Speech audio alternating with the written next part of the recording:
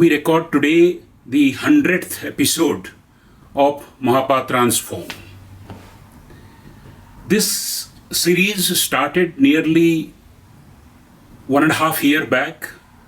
Initially, we recorded 2 or 3 episodes even in a week, and we stabilized into 1 episode per week and combined Maha Books, then Maha Lives, compressed everything in order to keep the viewer engaged with variety of interesting topics under one umbrella.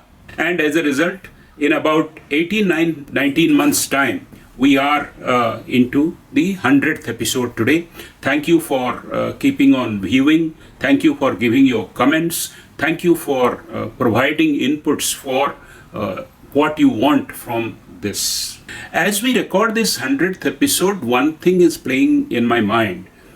The economy is probably witnessing a V-shaped recovery. Stock market has risen rapidly in the last few months. The economy is being kept stable with Reserve Bank of India keeping its repo rates constant. The bank deposits as a safe avenue getting saturated in the portfolio of the investors. Investors are driven to the stock market, but stock market has its own complexity. It is subject to rapid volatility, what we call the beta of the market, the excess returns, which we call as alpha, over what the index is performing is gradually reducing. The complexity of the stock market often pushes the investors who want to invest in stock market but do not have the ability or do not have the time or do not have the wherewithal to do all the research, all the watching to mutual funds. Mutual funds, as all of you know, works on a very simple principle. For a small fee, you get the support of professional investing, the backing of security of a investing house or a fund house, and the protective umbrella of the regulators, whether it's Government of India or the SEBI. Now, if we look at the growth of mutual funds in the last 10 years or so, the mutual fund scheme today is nearly 3,000 schemes from different fund houses. About 50 or 60 fund houses are providing 3,000 schemes.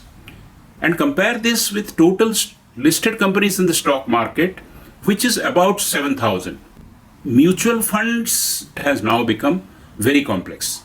And added to this, there are schemes which are very wide-ranging. There are real estate funds to gold funds. There are index funds to fund of funds. There are sectoral funds to aggressive growth funds. The investor is back to square one. The complexity that she wanted to avoid while migrating from stock market investing or allocating a part of the portfolio from stock market to mutual fund is no more there. Mutual funds with the digitization, investor ease, marketing pitch are growing fast, and the common investor is more and more confused. Are there any simple rules for a intending mutual fund investor or a mutual fund investor who has put some money into the mutual fund to be sure that he is on the right track? If we look at mutual fund or stock market, or for that matter any kind of investing, there are a set of basic principles which, irrespective of the avenue of the investment, whether it is bank deposit, whether it is choice of gold versus real estate, or the stock market, or the mutual fund, or any other investment that you can think of, they remain intact. Every time you must plan based on your goals. An investor who is in her early 30s and planning for a house or planning for child's education or planning for a big bang holiday or a marriage will have different goals as compared to somebody who is putting the retirement corpus. Second thing is diversification. Third thing is that how you are allocating your resources. And last but not the least, the basic principle that must be kept in mind is that taking into account the negative things, mistakes to avoid. Because in times like the present one, where everything is positive, market is growing, all stocks are giving good returns, mutual funds are showing increase in asset under management, generally the negatives are glossed over or negatives are swept under the carpet. So be aware of that. The basics are keep the risk appetite that you have in mind.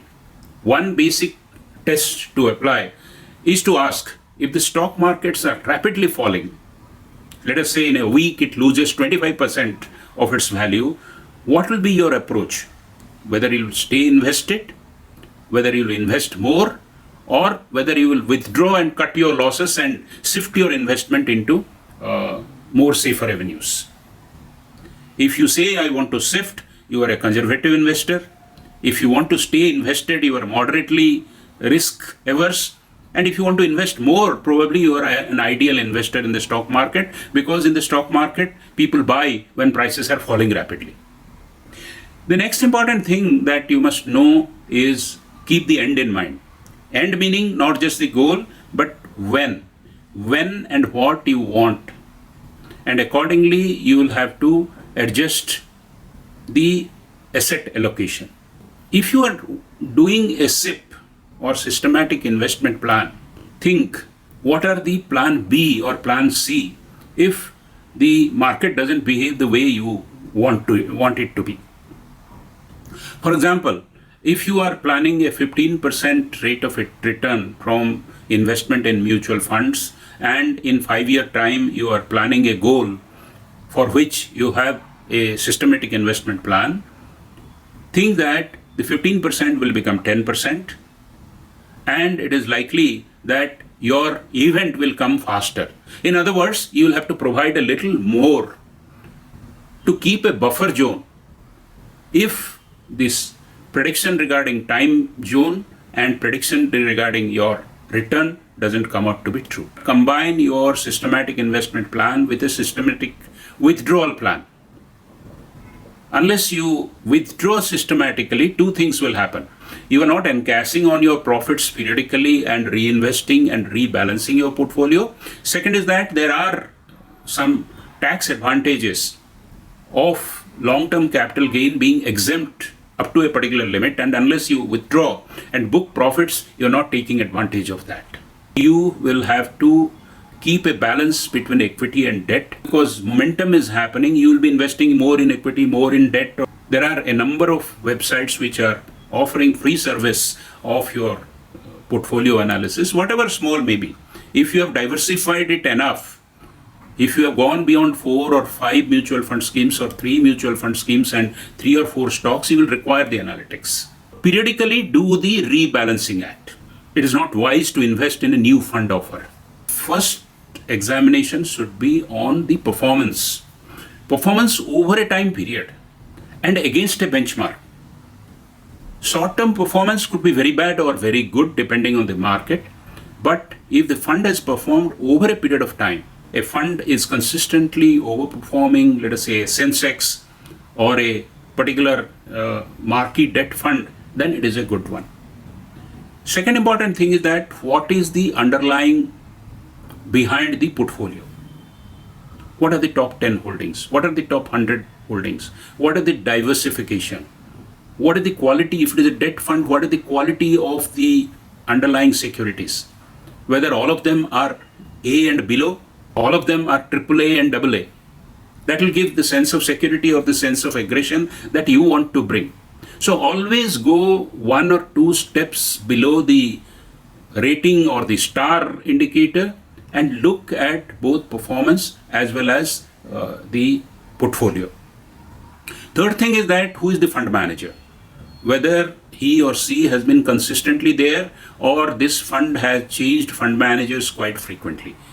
Typically, the best practice is that over a period of time, if a fund manager is available, because his reputation or her reputation is on the line, the performance is likely to be more consistent.